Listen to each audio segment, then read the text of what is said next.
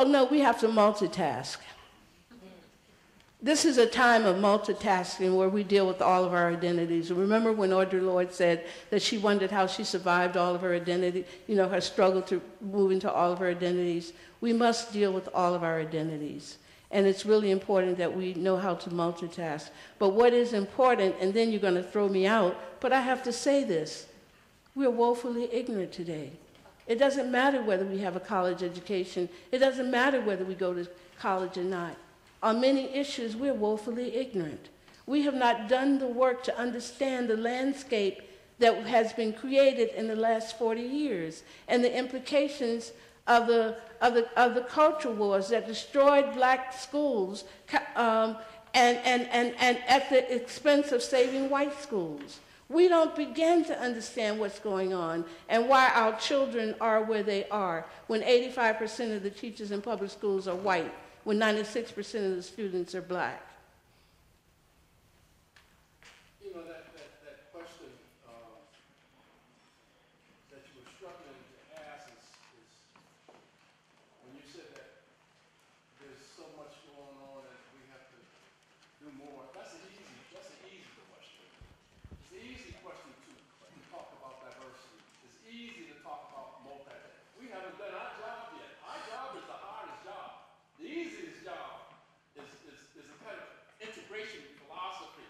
The easy job is to think that, oh, now we have to multitask. Now we have to multiculturalize ourselves. Now we have to diversify our philosophy. That's easy. Our job is hard. Our job as black folks to serve other black folks is the hardest job in the world.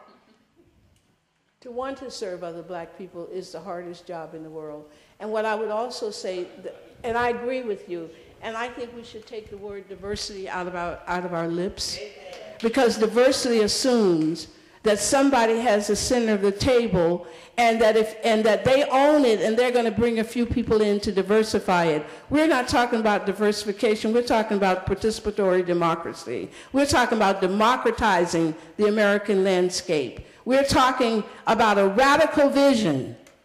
We're not talking about something called diversity.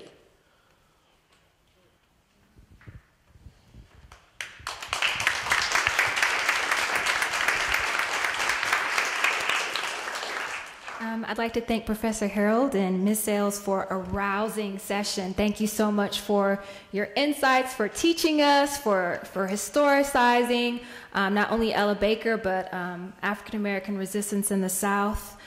Just to announce what's following this panel, we have a break from 2 to 2:45, and then we're going to come back for another panel session from 2:45 to 4:15 on Ella Baker's legacy, traditions of activism, once again back here in the Dome Room.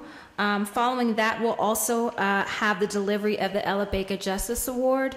And then in Clark Hall 108, we'll be screening the film Fundi, the story of Ella Baker, with a reception that's catered by Cafe Europa. So I know students like food, but you know, if you can't be motivated by the pure thing to learn, then at least be motivated by that. So we look forward to seeing you for the rest of today. And once again, thank you for coming, and thank you to our participants for today. Another round.